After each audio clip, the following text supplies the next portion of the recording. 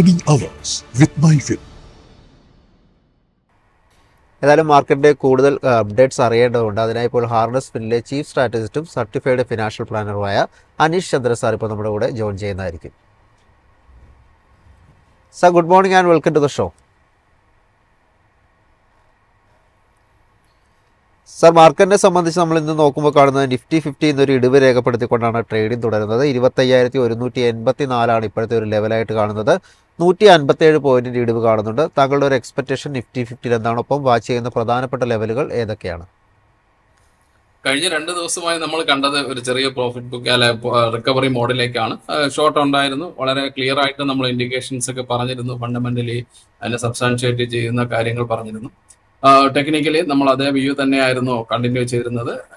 ഇത് ഇന്നത്തെ ഒരു വോൾട്ടാലിറ്റി മാത്രമാണ്. ഞാൻ അത്രത്തോളം ഒരു വലിയ നെഗറ്റീവ് കാണുന്നില്ല.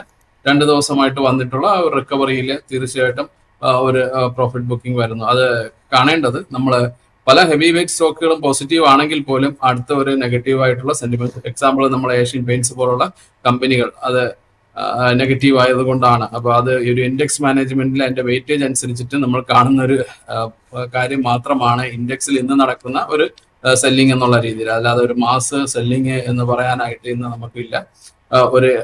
ഒരു സെലക്ടഡ് ആയിട്ടുള്ള സ്റ്റോക്സുകളുടെ ഒരു ഡൗൺ ട്രെൻഡിനാണ് അത് ഇൻഡെക്സിൽ വെയിറ്റേജ് കൂടുതലായതുകൊണ്ട് മാത്രമാണ് നിഫ്റ്റിയിൽ ഈ ഒരു മൊമെന്റ്സ് കാണാൻ സാധിക്കുന്നത്. അപ്പോൾ നമ്മൾ നേരത്തെ മെയിൻറ്റെയിൻ ചെയ്തിരുന്ന 25,000 എന്നുള്ള ലെവല് സപ്പോർട്ടായിട്ട് തന്നെ മെയിൻറ്റെയിൻ ചെയ്യുന്നു. അഗെയിൻ റിക്കവറി വരുമ്പോൾ ഉണ്ടാവുമെന്ന് തന്നെയാണ് ഞാൻ പ്രതീക്ഷിക്കുന്നത്. 25,450 അതിന്റെ വരുമ്പോഴാണ് ഈ സെല്ലിംഗ് വരുന്നത്. അപ്പൊ ആ ലെവൽ ഒരു വളരെ ക്രൂഷ്യൽ ആയിട്ടുള്ള ലെവലാണ്. അതിന് മുകളിലേക്ക് വരികയാണെങ്കിൽ നമുക്ക് തീർച്ചയായിട്ടും 700, 780 വരെയൊക്കെ 25,780 വരെയൊക്കെ പോകാനുള്ള സാധ്യത ഉണ്ട്. അപ്പൊ ഇന്നത്തെയും അടുത്ത ദിവസത്തെയും സെക്ഷൻ വളരെയധികം ക്രൂഷ്യൽ ആയിരിക്കുമെന്നാണ് ഞാൻ പറയുന്നത്. നിഫ്റ്റി ബാങ്ക് ഇൻഡെക്സിൽ വരുമ്പോൾ ഇന്ന് 107 പോയിന്റിൻ്റെ ഇടിവ് കാണുന്നുണ്ട്. 59,482 എന്നൊരു നിലയിലാണ് ട്രേഡിംഗ് തുടരുന്നത്. നിഫ്റ്റി ബാങ്ക് ഇൻഡെക്സിൽ താങ്കളുടെ ഒരു ടേക്ക് ഇപ്പോൾ എന്താണ്? 2 ദിവസം മുമ്പ് നമ്മൾ അപ്ഡേറ്റ് ചെയ്തിരുന്നു. വളരെ സ്ട്രോങ് ആയിട്ടുള്ള റിക്കവറിക്ക് സാധ്യതയുണ്ട്. ഇപ്പോഴും ഞാൻ അത് തന്നെയാണ് ആ വ്യൂ തന്നെയാണ് മെയിൻറ്റെയിൻ ചെയ്യുന്നത്. 60,000 എബോ കൊണ്ടുപോകാനുള്ള ഒരു സാധ്യത അതിനുണ്ട്. അതിന്റെ സ്ട്രെങ്ത് ഉണ്ട്. പ്രൈവറ്റ് ബാങ്കുകൾ ചിലതൊക്കെ പാർട്ടിസിപ്പേറ്റ് ചെയ്ത് തുടങ്ങിയിട്ടുണ്ട്. അപ്പൊ അതിൽ നമ്മൾ വീണ്ടും അത് വളരെ സ്ട്രോങ് ആയിട്ട് തന്നെ പോസിറ്റീവായിട്ട് മെയിൻറ്റെയിൻ ചെയ്യുക. ബഡ്ജറ്റ് വളരെ ഒരു ഇമ്പോർട്ടന്റ് ഇൻഡിക്കേഷൻ ആണ് ഈ ബാങ്കിങ്ങിൽ. അപ്പോൾ അടുത്ത ഇന്നത്തെയും നാളത്തെയും ഒക്കെ സെക്ഷൻസിൽ എനിക്ക് തോന്നുന്ന ഒരു 60,000 മേളിലേക്ക് കൊണ്ടുപോകാനുള്ള സാധ്യതയുണ്ട്. ഒരു റിക്കവറിക്ക് ചിലപ്പോൾ ഇന്നത്തെ സെക്കൻഡ് ഹാഫിൽ തന്നെ റിക്കവറിക്ക് വീണ്ടും സാധ്യതയുണ്ട്. അപ്പോൾ അത് പോസിറ്റീവായിട്ട് മെയിൻറ്റെയിൻ ചെയ്യുക എന്ന് തന്നെയാണ് നമുക്ക് ഇപ്പോൾ എടുക്കാൻ പറ്റുന്ന ബെസ്റ്റ് സ്ട്രാറ്റജി എന്ന് പറയുന്നത്. അനീഷ്, ഈ ഹിൻഡാൽകോന്റെ ചാർട്ട് ഒന്ന് എടുക്കൂ അനീഷ്. കാര്യം ഇത് കഴിഞ്ഞ കൊല്ലം തന്നെ 2025 ഹിൻഡാൽകോന്റെ ഒരു മാനേജ്മെന്റ് മീറ്റിംഗിൽ അവർ തന്നെ പറഞ്ഞിരുന്നു, നമ്മുടെ കമ്പനിയെ കമ്മോഡിറ്റി കമ്പനിയായിട്ടാണ് മാർക്കറ്റ് വാല്യൂ ചെയ്യുന്നത്. അത് ശരിക്കും അങ്ങനെയല്ല, ഒരു പ്രോഡക്റ്റ് കമ്പനിയായിട്ട് ഇതിനെ വാല്യൂ ചെയ്യണം എന്നുള്ള രീതിയിലേക്ക് ഹിൻഡാൽകോ മാനേജ്മെന്റ് തന്നെ പറഞ്ഞിരുന്നു. അന്ന് ആ സമയത്ത് എനിക്ക് തോന്നുന്നു 565-600 രൂപ ലെവലിലാണ് അത് ട്രേഡ് ചെയ്തതെന്നുള്ള. ഇന്ന് നമ്മൾ നോക്കുമ്പോൾ ഏതാണ്ട് ഓൾമോസ്റ്റ് ഡബിളിനോട് അടുപ്പിച്ചിരിക്കുന്നത്, ഏതാണ്ട് 1000-ന് മുകളിൽ ഹിൻഡാൽകോ ആയിരിക്കുന്നു എന്നുള്ളതാണ്. കോപ്പറിലെ ഒരു സ്റ്റോറി പറയുന്നു. അതുമാത്രമല്ല, ഹിൻഡാൽകോനെ സംബന്ധിച്ച് ഒരു കമ്മോഡിറ്റി കമ്പനിയിൽ നിന്നും മാറി ഒരു പ്രോഡക്റ്റ് കമ്പനിയായിട്ട്, അതായത് കമ്മോഡിറ്റിയെ പ്രോഡക്റ്റാക്കി മാറ്റുന്ന ഒരു ലെവലിലേക്ക് ഹിൻഡാൽകോ മൈഗ്രേറ്റ് ചെയ്യുന്നു എന്നുള്ളൊരു ന്യൂസും കൂടെ ഹിൻഡാൽകോന്റെ പുറകിലുണ്ട്. അല്ലെങ്കിൽ അങ്ങനെ ഒരു സ്ട്രാറ്റജിക് വിഷൻ തന്നെയുണ്ട്. അനീഷ്, ആ ചാർട്ട് നോക്കുമ്പോൾ ഇനിയും അതിനകത്ത് സ്ട്രെങ്ത് കാണിക്കുന്നുണ്ടോ? കാര്യം ഇപ്പോഴും അവർ പറയുന്നത് വെച്ചാൽ ഞങ്ങളെ അണ്ടർ വാല്യൂഡ് ആയിട്ടാണ് മാർക്കറ്റ് ഞങ്ങൾക്ക് പ്രൈസിങ് ചെയ്തേക്കുന്നത് എന്നുള്ളതാണ്. എന്താണ് അനീഷിന്റെ റീഡിംഗ് വരുന്നത്?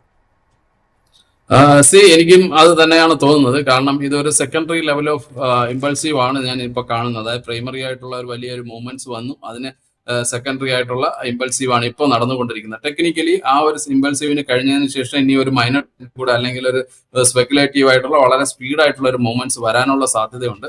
അപ്പോൾ എനിക്ക് തോന്നുന്നു നമ്മൾ ഒരു തേർഡ് ഫേസ്, ലാസ്റ്റ് ഫേസിന് ഒരു സാധ്യത അവിടെ ഉണ്ട്. അപ്പൊ അത് തന്നെയാണ് ഇതിലേക്ക് ഏറ്റവും വരാൻ. കാരണം സ്പീഡായിട്ടുള്ള ഒരു വലിയ മൂവ്മെന്റ്സിന് വരാനുള്ള സാധ്യതയുണ്ട്. അത് സ്പെക്കുലേറ്റീവ് മൂവ്മെന്റ്സും കൂടെ ചേർന്നതായിരിക്കും ആ ഒരു മൂവ്മെന്റ്സ്.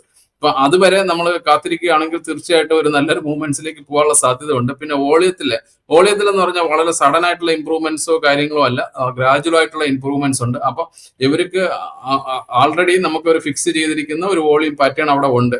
ആ ഒരു വോളിയം പാറ്റേണിലേക്ക് വലിയ ഹൈ ഇതായിട്ടൊന്നും വരുന്നില്ല. അപ്പൊ സ്പെക്കുലേറ്റീവ് ആക്ഷൻസ് ഒന്നും വളരെ കൂടുതലായിട്ട് വന്നിട്ടില്ല എന്നതാണ് ഞാൻ ഇതിൽ നിന്ന് മനസ്സിലാക്കുന്നത്. ഗ്രാജുവൽ ഇമ്പ്രൂവ്മെന്റ്സ് ആണ് വോളിയത്തിലുള്ളത്. അപ്പൊ അതുകൊണ്ട് തന്നെ നമുക്ക് പറയാൻ കഴിയും ഇതിൽ ഇനിയും ഒരുപാട് മൂവ്മെന്റ്സ് വരാനുണ്ട്. കാരണം സാധാരണഗതിയിൽ ഒരു വലിയ മൂവ്മെന്റ്സ് ഒക്കെ വരുമ്പോൾ ഒരുപാട് സ്പെക്കുലേറ്റീവ് മൂവ്മെന്റ്സുകൾ ഉള്ളപ്പോൾ വോളിയത്തിൽ വളരെയധികം വേരിയേഷൻസ് നമ്മൾ കാണുന്നതാണ്. അപ്പൊ ആ ഒരു വേരിയേഷൻസ് ഒന്നും ഇപ്പൊ കാണുന്നില്ല. അപ്പോൾ എനിക്ക് തോന്നുന്നു ഒരു സെക്കൻഡറി അല്ലെങ്കിൽ ലാസ്റ്റ് ഒരു ഫൈനൽ ആയിട്ടുള്ള ഒരു ഇമ്പൾസീവ് കൂടെ വരാനുള്ള സാധ്യതയുണ്ട്.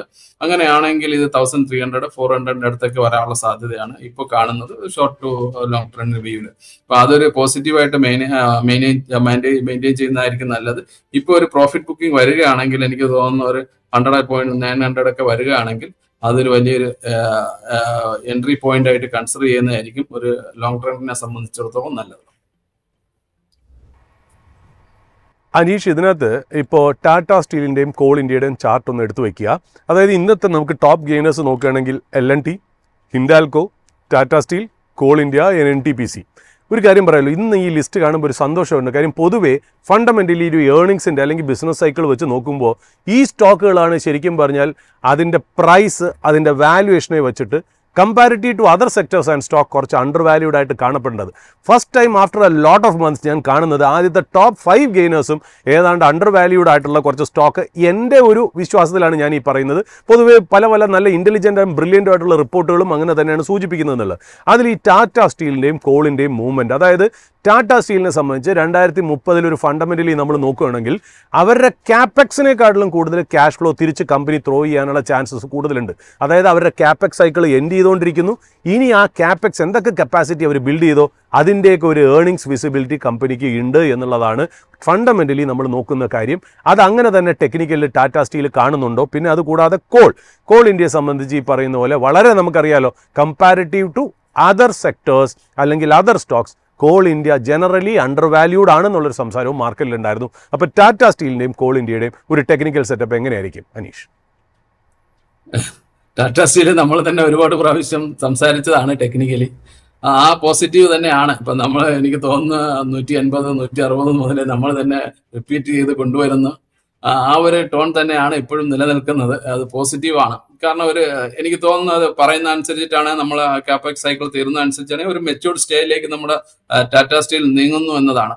അപ്പോൾ തീർച്ചയായിട്ടും ക്യാഷ് റിച്ച് ആയിട്ടുള്ള അല്ലെങ്കിൽ ഒരു പ്രോഫിറ്റ് ഓറിയന്റഡ് അല്ലെങ്കിൽ ഡിവിഡൻഡ് ഒക്കെ കിട്ടുന്ന ഒരു രീതിയിലേക്ക് സ്റ്റോക്ക് മാറുന്നു എന്ന് പറയുന്നപ്പോൾ തന്നെ അവിടെ ഒരു വലിയ മൂവ്മെന്റ്സ് ഉണ്ടാവാം. വാല്യൂ അൺലോക്കിംഗ് ഒക്കെ ഉണ്ടായി വരാനുള്ള സാധ്യതയുണ്ട്. അപ്പൊ അതുകൊണ്ട് എനിക്ക് തോന്നുന്നു ഇതൊരു പോസിറ്റീവ് ആയിട്ടുള്ള ഒരു വളരെ സ്ട്രോങ് ആയിട്ടുള്ള മൂവ്മെന്റ്സ് ആണ്. അതിന്റെ ഒരു പ്രൈമറി പ്രൈസ് മാത്രമേ ആയിട്ടുള്ളൂ എന്നാണ് എന്റെ വിലയിരുത്തൽ. ഇതിൽ നിന്ന് ഒരുപാട് അപ്സൈഡ് ഇപ്പോൾ വരുവാനുണ്ട് സാധ്യതയുണ്ട്. കാരണം ഇത് കഴിഞ്ഞ ഒരു 2-3 വർഷമായിട്ട് ഒരു കൺസോൾട്ടേഷൻ ഫേസിലാണ്. നമുക്ക് തന്നെ അറിയാം 120 to 150 160 ലെവലിലേക്ക് ഒരു കൺസോൾട്ടേഷൻ ഫേസിലായിരുന്നു. അതിനുശേഷം ഈ കഴിഞ്ഞ വർഷമാണ് ഇത് മൂവ് ചെയ്ത് തുടങ്ങിയത്. ഇപ്പൊ ഒരു പ്രൈമറി പ്രൈസ് ഓഫ് മൂവ്മെന്റ്സ് എന്റെ വിലയിരുത്തൽ ഇതിലായിട്ടുള്ളൂ. ഇനി ഇതിൽ മോർ ഒരുപാട് അപ്സൈഡുകൾ ഒരുപാടുണ്ട്. ആ ഒരു അപ്സൈഡുകൾ വരാനുള്ള സാധ്യതയുണ്ട്. അതുകൊണ്ട് തീർച്ചയായിട്ടും ഒരു ലോങ് റണ്ണിനെ സംബന്ധിച്ച് ഇത് ഹോൾഡ് ചെയ്യുന്നതായിരിക്കും best strategy. Buy and hold എന്നുള്ള രീതിയിൽ തന്നെ ചെയ്യുന്നതായിരിക്കും ഈ ചാർട്ട് കണ്ടിട്ട് എനിക്ക് പറയാനായിട്ട് കഴിയുന്നത്. സെക്കൻഡറി നമ്മൾ കോൾ ഇന്ത്യയെ കുറിച്ച് സംസാരിക്കുമ്പോൾ ഞാൻ നേരത്തെയും എന്നോട് തന്നെ ചോദിച്ച ഒരു ക്വസ്റ്റ്യൻസിന്റെ ആൻസർ ഞാൻ അന്ന് പറഞ്ഞത് ഇപ്പോൾ ഓർക്കുകയാണ്. നമ്മൾ ONGC യെ കുറിച്ച് കുറച്ച് ദിവസം മുമ്പാണെന്ന് തോന്നുന്നു എന്നോട് ഇതേ പോലുള്ള ഒരു ചാർട്ടിന് ചോദിച്ചായിരുന്നു. അപ്പൊ ആ ഒരു ചാർട്ടും ഈ ഒരു ചാർട്ടും കണ്ടപ്പോൾ ഉള്ള സിമിലാരിറ്റി കൊണ്ട് പറയുന്നതാണ്. ONGC നമ്മൾ പറഞ്ഞിരുന്നു വളരെയധികം കൺസോൾട്ടേറ്റ് ആയി കിടക്കുകയാണ്. ഞാൻ പറഞ്ഞു ഒരു സ്റ്റഡി ചെയ്യുന്ന ആൾക്കൊക്കെ വളരെയധികം നോക്കാൻ പറ്റിയ ഒരു ചാർട്ടാണെന്ന് പറഞ്ഞു. അത് കഴിഞ്ഞ 2 ദിവസമായി വന്ന ബ്രേക്ക്ഔട്ടിന്റെ ഒരു സ്പീഡ്, ആ ഒരു സ്പീഡ് നമ്മൾ കാണണം.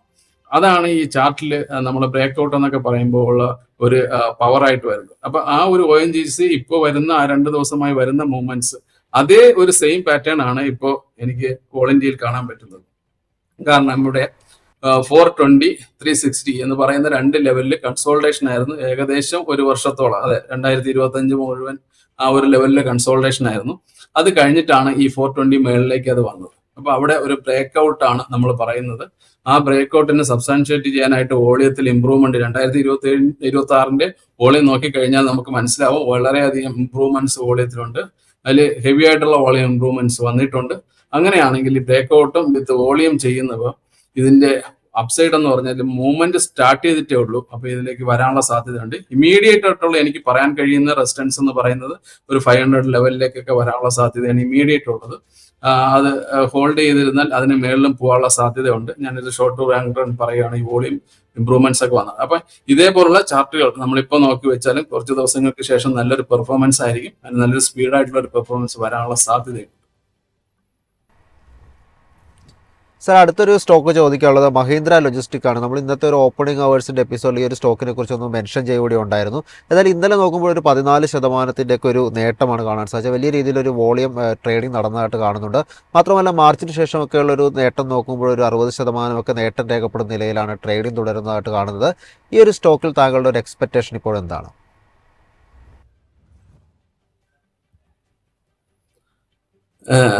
ഇതില് കഴിഞ്ഞ 1-2 ദിവസമായിട്ട് ഭയങ്കര വോളിയം നടക്കുന്നുണ്ട്. പൊതുവെ ഒരു വോളിയം കുറഞ്ഞ സ്റ്റോക്സ് ആണ്. അപ്പോൾ വോളിയം നടക്കുന്നുണ്ട്. അത് ഒരു റെസിസ്റ്റൻസ് പോയിന്റ് അടുത്തേക്ക്, അതായത് 380 എന്ന് പറയുന്ന ലെവൽ നല്ലൊരു റെസിസ്റ്റൻസ് പോയിന്റ് ആണ്. അതിന്റെ അടുത്തേക്ക് വരാനുള്ള സാധ്യതയാണ് ഇപ്പോൾ കാണുന്നത്. അതിന് മുകളിലാണെങ്കിൽ ബ്രേക്ക് ഔട്ടിന് സാധ്യതയുണ്ട്.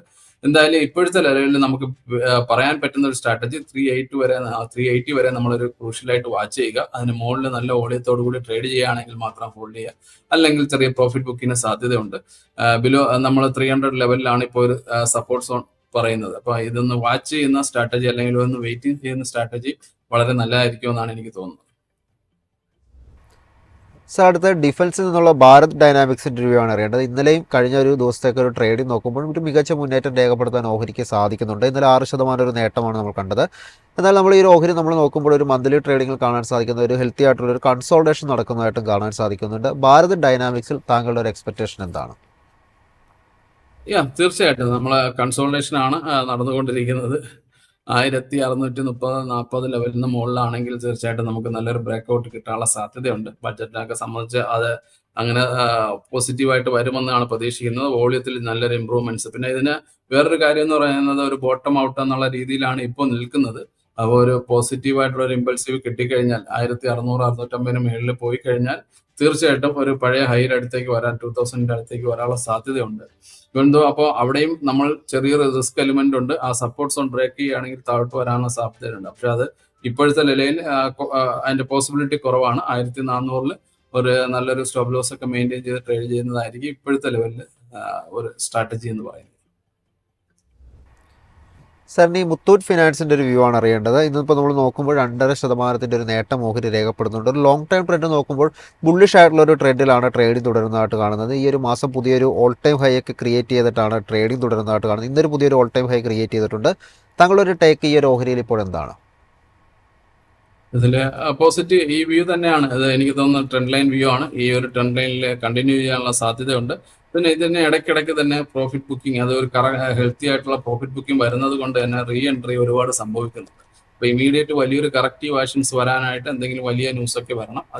അതല്ലെങ്കിൽ ഈ ഒരു ട്രെൻഡ് കണ്ടിന്യൂ ചെയ്ത് പോകാനാണ് സാധ്യത. ഇപ്പൊ പോസിറ്റീവാണ്. ഈ ഒരു വ്യൂ മെയിൻറ്റെയിൻ ചെയ്യുന്നതായിരിക്കും നല്ലത്. വളരെയധികം പോസിറ്റീവ് ആയിട്ടുള്ള മൂവ്മെന്റ്സ് ആണ് എനിക്ക് തോന്നുന്നു വരാൻ സാധ്യതയുണ്ട്. 1-2 പ്രോഫിറ്റ് ബുക്കിംഗ് കിട്ടുകയാണെങ്കിൽ അത് വളരെ അധികം ബെറ്റർ ആയിട്ടുള്ള എൻട്രി പോയിന്റ് ആയിരിക്കും. 4120 ആ ലെവലിൽ ആണ് അടുത്ത റെസിസ്റ്റൻസ് കാണുന്നത്. അത് പോസിറ്റീവായിട്ട് മെയിൻറ്റെയിൻ ചെയ്യുന്നതായിരിക്കും. അടുത്തൊരു സ്മോൾ ക്യാപ് ഇൻഡെക്സിലോട്ട് വരുമ്പോൾ ഇന്ന് ഗ്ലാൻഡ് ഫാർമയിലാണ് ഏറ്റവും കൂടുതൽ മുന്നേറ്റം കാണാൻ സാധിക്കുന്നത്. പാദഫലങ്ങൾ വന്നിട്ടുണ്ടെന്നാണ് ഞാൻ മനസ്സിലാക്കുന്നത്. ഇതിൽ 6.72% ഒരു മുന്നേറ്റമാണ് ഇന്ന് രേഖപ്പെടുത്തുന്നത്. 1804 എന്നൊരു ലെവലിലാണ് ഇപ്പോൾ പ്രൈസ് ട്രേഡിംഗ് തുടരുന്നതായിട്ട് കാണുന്നത്. ഒരു ഗ്യാപ്പ് അപ്പ് ഓപ്പണിംഗ് ആയിരുന്നു ഓഹരിയിൽ കാണാൻ സാധിച്ചത്. താങ്കൾ വാച്ച് ചെയ്യുന്ന പ്രധാനപ്പെട്ട ലെവലുകൾ ഈ ഒരു സ്റ്റോക്സിൽ ഏതൊക്കെയാണ്? തീർച്ചയായിട്ടും ഇതിന്റെ ഒരു ന്യൂസ് ബേസിലുള്ള മൂവ്മെന്റ്സ് ആണ് ഇന്ന് നമുക്ക് കാണാൻ കഴിയുന്നത്. ഇതില് ഒരു സപ്പോർട്ട് സോൺ എന്ന് പറഞ്ഞാൽ 1600 ആണ്. വളരെ നല്ലൊരു സപ്പോർട്ട് സോൺ ആയിരുന്നു. അവിടെ നിന്നൊരു പോസിറ്റീവ് മൂവ്മെന്റ് വന്നിട്ടുണ്ട്. ആ ഒരു മൂവ്മെന്റ് എനിക്ക് തോന്നുന്നു കണ്ടിന്യൂ ചെയ്യുകയാണെങ്കിൽ 2000 വരെ കൊണ്ടുപോകാനുള്ള സാധ്യതയുണ്ട്. അപ്പൊ ഇതിലൊരു റേഞ്ച് ബൗണ്ട് ട്രേഡിങ്ങിനുള്ള ഒരു സാധ്യതയുണ്ട്. അപ്പോൾ അതൊക്കെ ക്യാച്ച് ചെയ്യാൻ പറ്റുന്ന ഒരു ട്രേഡേഴ്സ് ആണെങ്കിൽ തീർച്ചയായിട്ടും 1600 to 2000 ലെവലിൽ നമുക്ക് അടുത്ത കുറച്ച് ദിവസത്തേക്ക് ക്യാച്ച് ചെയ്യാൻ പറ്റും. റേഞ്ച് ബൗണ്ടായിട്ട് തന്നെ ട്രേഡ് ചെയ്യുന്നതായിരിക്കും നല്ലത്. താങ്ക് യു സാർ, ഇത്രയും അപ്ഡേറ്റ്സ് പങ്കുവച്ചതിന്. Thank you so much.